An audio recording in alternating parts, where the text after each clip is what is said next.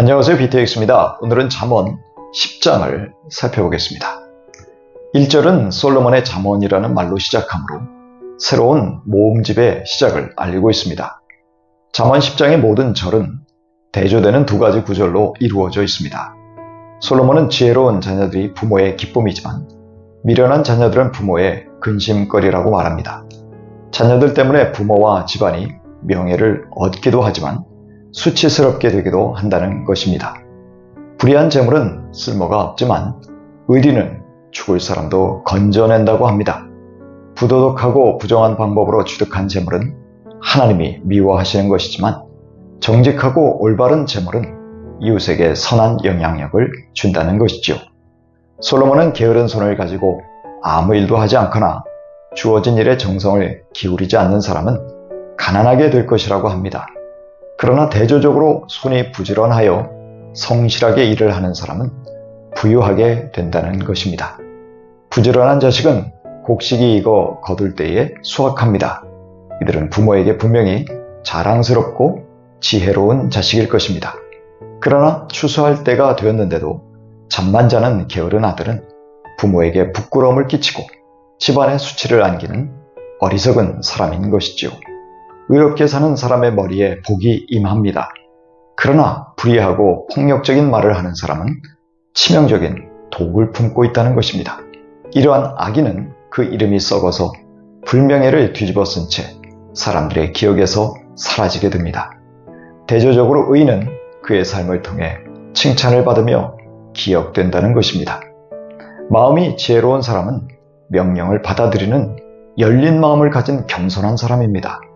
그러나 어리석게 입을 놀리는 사람은 자신의 말 때문에 파멸하게 됩니다.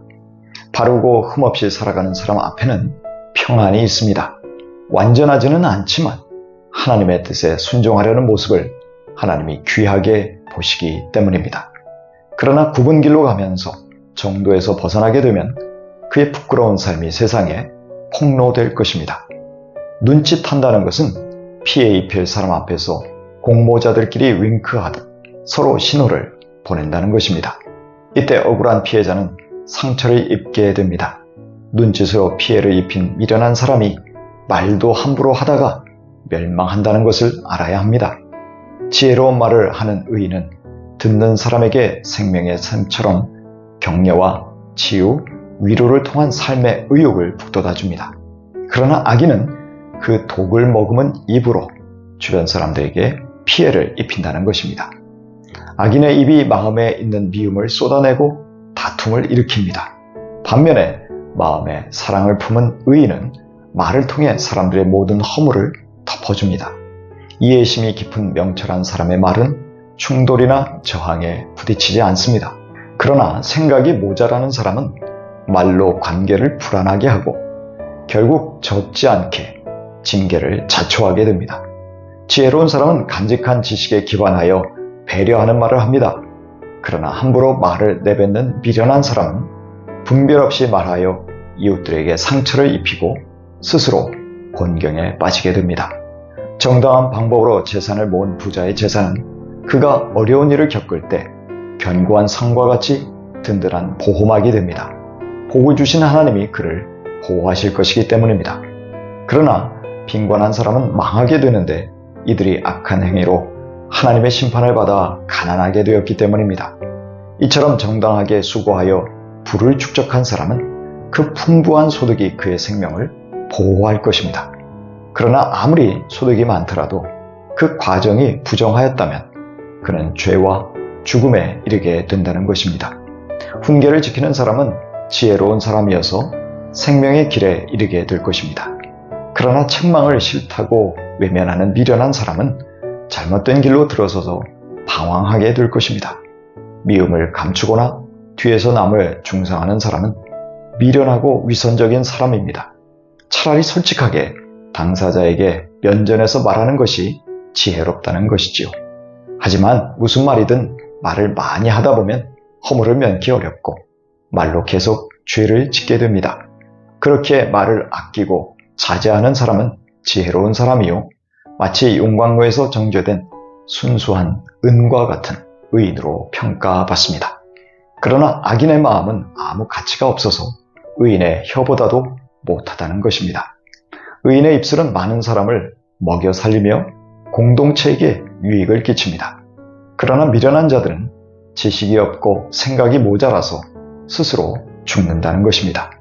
한편 하나님이 복을 주셔서 부유하게 하실 때 절대로 근심을 함께 주시지 않습니다. 이 말은 하나님이 복을 주실 때는 평안으로 주신다는 것입니다.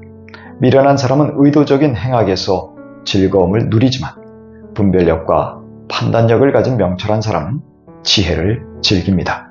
이렇게 의도적인 행악에서 즐거움을 찾는 악인에게 두려워하던 심판이 닥쳐올 것입니다.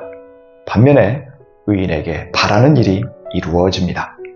회오리 바람 같은 광풍이 한번 지나가면 악인은 없어지지만 의인은 창조 때의 영원한 기초처럼 견고하게 버텨낸다는 것입니다. 게으른 사람은 상한 일을 가진 고용주에게 식초를 머금게 하여 고통을 주고 연기로 눈을 고통스럽게 하는 것과 같습니다.